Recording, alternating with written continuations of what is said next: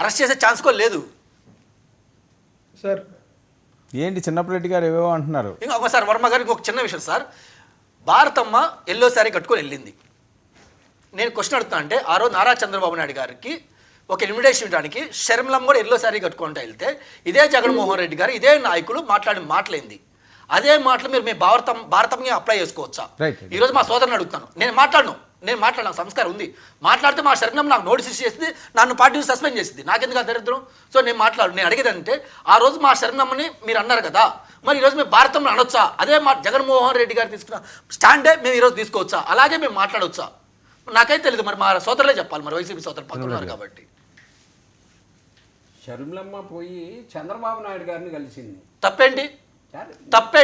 ఈరోజు ఒక్క విషయం లేదు సార్, ఎందుకు వెళ్ళింది? వాళ్ళ కొడుక్కి పెళ్లి సందర్భంగా ఇన్విటేషన్ ఇవ్వడానికి వెళ్ళింది, తప్పేంటి? రాజశేఖర రెడ్డి గారు ఎన్నోసార్లు నారా చంద్రబాబు నాయుడు కాల్ చేశారు సార్, ముఖ్యమంత్రిగా ఉన్నప్పుడు కాల్ చేశారు, వైసీపీ కాంగ్రెస్ పార్టీ అపోజిషన్ లీడర్గా ఉన్నప్పుడు కాల్ చేసుకున్నారు, మాట్లాడేవాళ్ళు. తప్పేంటి? దాంట్లో తప్పేంటి సార్ చెప్పండి? సాటుమాటికి వెళ్ళినారా? మీ జగన్మోహన్ రెడ్డి గారి దగ్గరికి వెళ్ళి అప్పుడు విరోధం ఉన్నా కానీ జగన్మోహన్ రెడ్డి గారి దగ్గరికి వెళ్ళి ఇన్విటేషన్ ఇవ్వడానికి రాలే, పెళ్లి ఇన్విటేషన్ తప్పేంటి? పెళ్లి ఇన్విటేషన్ ఇస్తే తప్పేంటి? ఈరోజు శుభకార్యాలు శక్తులు మిత్రులు అందరూ పిలుస్తుంది కదా, చెప్పండి సార్. షర్మిల గారు రాజకీయంగా రాజశేఖర రెడ్డి గారి శత్రువు అయినటువంటి చంద్రబాబు నాయుడు గారి దగ్గరికి ఆ పార్టీ కలర్ అయినటువంటి చీర కట్టుకొని పోవటాన్ని దాని గురించి మాట్లాడినటువంటి పరిస్థితి.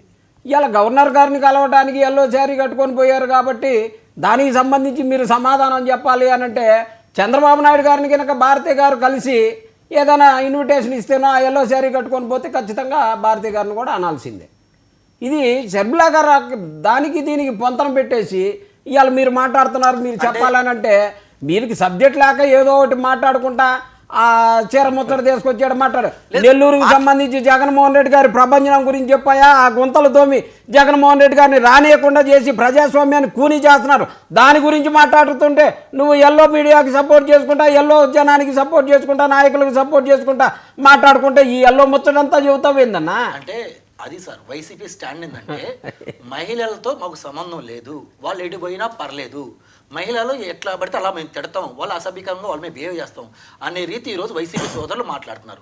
నేను మా వైసీపీ సోదరులు ఒకటి అడుగుతున్నాను, నారా చంద్రబాబు నాయుడు గారు కానీ వైఎస్ రాజశేఖర రెడ్డి గారు కానీ మేము బద్ధ శత్రులము అని ఇచ్చిన స్టేట్మెంట్ ఎక్కడ ఉందా?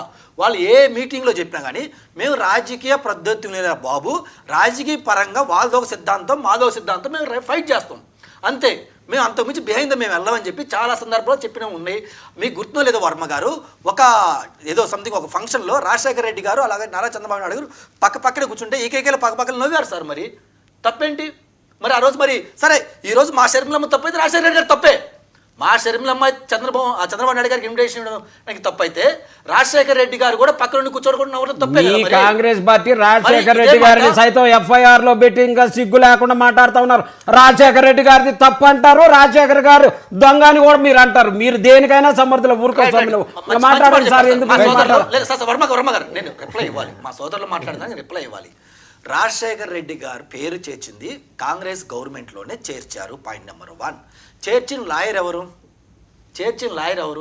ఆ లాయర్ని మీ ప్రభుత్వం గెలిచిన తర్వాత అడ్వకేట్ జనరల్గా చేశారు లేదా? పన్నువోలు సుధాకర్ని మీరు అడ్వకేట్గా చేశారు లేదా? రాజశేఖర రెడ్డి గారి మీద మీకు అంత ప్రేమ ఉంటే పన్నువోలు సుధాకర్ని ఏజీ జనరల్గా మీరు ఎందుకు అపాయింట్ చేశారు? అసలు ఎఫ్ఐఆర్ లో రాజశేఖర రెడ్డి గారి పేరు ఎందుకు పెట్టారు? కాంగ్రెస్ పార్టీ పెట్టినాదన్నాక ఇంకా నీకు అసలు మాట్లాడే అర్హతే లేదు. అదే మేము మాట్లాడే అర్హతే లేదు నిజంగా. కాంగ్రెస్ పార్టీ దాని గురించి మాట్లాడతాను. పన్నువోలు సుధాకర్ రెడ్డి గురించి, జగన్మోహన్ రెడ్డి గారి గురించి మాట్లాడతారు. జగన్మోహన్ రెడ్డి గారు రాయలే, జగన్మోహన్ రెడ్డి గారే స్టేట్మెంట్ ఇచ్చారేమని, నా తండ్రి ముఖ్యమంత్రిగా జరిగితే నాకే సంబంధం, పోయి మా తండ్రిని అడగండి, మా తండ్రి చనిపోయారు కదా, ఆయన అరెస్ట్ చేసుకొని నన్ను ఎందుకు పెడతారని చెప్పి సాక్షాత్ జగన్మోహన్ రెడ్డి గారు కోర్టుకి ఇచ్చిన అఫిడవిట్లో కానీ కోర్టుకి జడ్జి గారు ముందు చెప్పిన మాటల స్టేట్మెంట్ ఉన్నాయి సార్. ఈ రోజు బయటకు వచ్చి ఆ సాక్ష్యాలు ఇవ్వని చెప్పి కోర్టులు జడ్జిలు వచ్చి మాట్లాడని చెప్పి ఈ రెండు మాట్లాడితే ప్రజలు వింటారా? మేము పిచ్చోళ్ళమా? జగన్మోహన్ రాజశేఖర రెడ్డి గారిని ఎఫ్ఐఆర్ లో పెట్టిన మాట వాస్తవం, కాంగ్రెస్ పార్టీ భూస్థాపితమైన మాట వాస్తవం. అంతకన్నా సాక్ష్యమేం కావాలి? 14 ఏళ్ళుగా మీకు అసలు వనవాసం అయినా కానీ ఇంకా సిగ్గు లేదు, మాట్లాడుతూ ఉంటారు. ఇదే మాట జగన్మోహన్ రెడ్డి గారు బయటకు వచ్చి రిలయన్స్ వాళ్ళే మా రాష్ట్ర చంపడానికి ఆయన కూడా ఎందుకు ఇచ్చారు మీరు? Kiran respond sir. ఇందాడ చిన్నపరెడ్డి గారు ఏదైతే అన్నారో, అంటే 11 కోట్ల రూపాయలు ప్రభుత్వమే పెట్టించింది, లేకపోతే చంద్రబాబు నాయుడు గారు పెట్టించారని, అది నిన్న త్రిపుల్ ఆర్ గారు